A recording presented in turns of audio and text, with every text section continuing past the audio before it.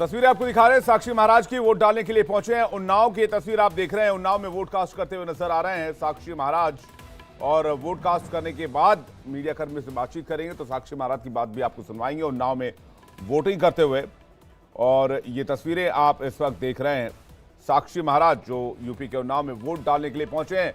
और तमाम रिपोर्टर्स हमारे साथ मौजूद हैं। अनूप का रुख करते हैं, काफी देर से इंतजार कर रहे हैं, उसके बाद मैं संदीप आपके पास आता हूं वहां के अपडेट्स के लिए, महाराष्ट्र के अपडेट्स के लिए। अनूप, उत्तर प्रदेश की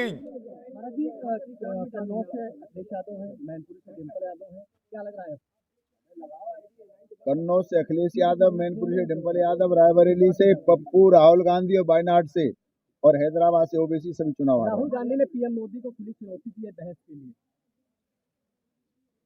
अब आपने पूरे 5 साल देखा होगा कि कांग्रेस कभी बहस के लिए तैयार नहीं थी। कांग्रेस ने हाउस नहीं चलने दिया और जब कोई मुद्दे की बात होती थी हाउस छोड़ करके भाग जाते थे।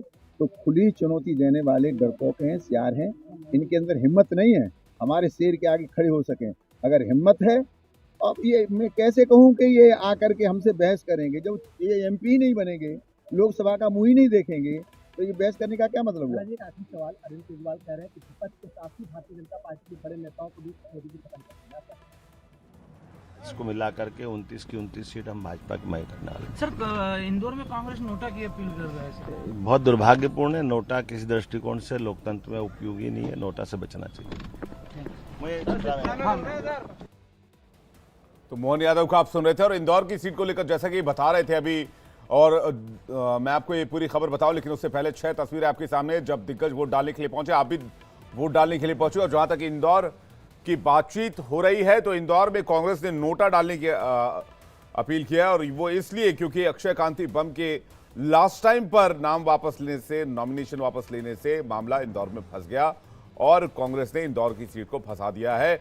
मैं अनूप का रुख करूं, लेकिन उससे पहले इंदौर का समीकरण क्या हुआ है, इंदौर में क्या ये जो जिस पर अभी सीएम का बयान आया है कि दुर्भाग्यपूर्ण है कि अगर कोई नोटा के लिए इस तरह की अपील कर रहा है। जितेंद्र, क्या हुआ इंदौर में, क्या मामला फंस रहा है? देखिए, मैं आपको बता दूं कि इंदौर में भारतीय जनता पार्टी की तरफ से जो शंकर लालवानी है उन्हें टिकट दिया गया था, तो वहीं कांग्रेस की तरफ से यहां पर अक्षय कांति बम को टिकट दिया गया था। लेकिन नामांकन वापसी ठीक है, आपसे जवाब लेंगे, लेकिन सुब्रत पाठक इस वक्त कुछ कह रहे हैं कन्नौज से, उनको सुनते हैं। वैसे अखिलेश यादव भी कन्नौज अगुस्ता में चुनाव लड़ रहे हैं, ये स्थिति क्यों पैदा हो रही है? नहीं, देखो, राहुल गांधी भाग खड़े हुए पूरे देश से कहते घूमते थे डरना नहीं, खुद डर गए, चले गए। और अखिलेश जी तो चलो कम से कम डरते डरते सही आ तो गए लड़ने। एक आखिरी सवाल है, अगर सत्ता में आते हैं अलायंस तो बीजेपी कह रही है कि राम मंदिर के बदले भी बाबरी मस्जिद दोबारा से बनाया जाएगा। देखो, इनके लोग जा जाकर मुस्लिम बाहुल्य बस्तियों में इसी तरीके से बात कर रहे हैं कि चूंकि मुसलमान बसपा को वोट देने को तैयार नहीं है, तो बसपा को वोट क्यों नहीं दे रहा है, तो उसका कारण ही है अखिलेश यादव को जिताओ, राहुल गांधी के प्रधानमंत्री बन जाएंगे। राहुल गांधी जब प्रधानमंत्री बन जाएंगे तो यहाँ राम मंदिर में ताला लटकवा देंगे। तो इस तरीके की एक बात कही गई है। और दूसरा, जो धर्म के नाम पर आरक्षण देना जो कांग्रेस का है, तो वो भी एक गोपनीय एजेंडा समाजवादी पार्टी का भी कहीं कह रहा है। वो अब उन्होंने कहा था 80-82 ना जीत जाए, भाई उनके लिए क्या, तो कुछ भी बोल सकते हैं, अपने जब स्वयंभू नेता है।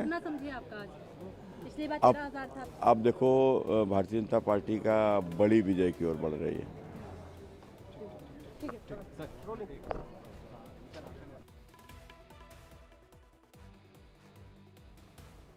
तो सुब्रत पाठक को आप सुन रहे थे। सुब्रत पाठक का मामला बहुत पेचीदा लगता है क्योंकि वो अखिलेश यादव के खिलाफ चुनावी मैदान में है।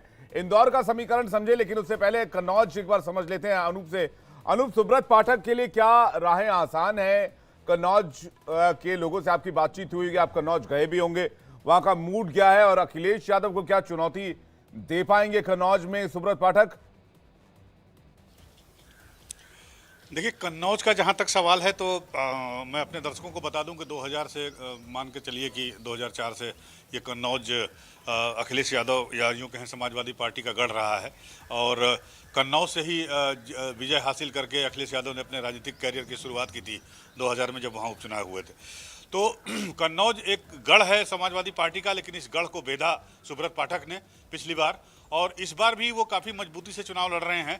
और आपको मैं बताना चाहूँगा कि कन्नौज की जहाँ तक सवाल है, बीजेपी के कम से कम 1 दर्जन मंत्री, जिसमें दोनों डिप्टी सीएम भी शामिल हैं, वहाँ पर पहुँचे हैं चुनाव प्रचार करने के लिए। साथ ही साथ अखिलेश यादव तो ज़्यादा नहीं पहुँच पाए हैं, लेकिन उनकी पत्नी डिम्पल यादव और उनकी बेटी अदिति यादव, इन दोनों ने भी यहाँ पर पिछले 3-4 दिनों में काफ़ी कैंपेन किया है। तो मुकाबला काफ़ी दिलचस्प है और मुझे लगता है काफ़ी करीबी है। तो कन्नौज में क्या होता है ये देखने वाली बात होगी, लेकिन फिलहाल लड़ाई अच्छी है वहाँ पर।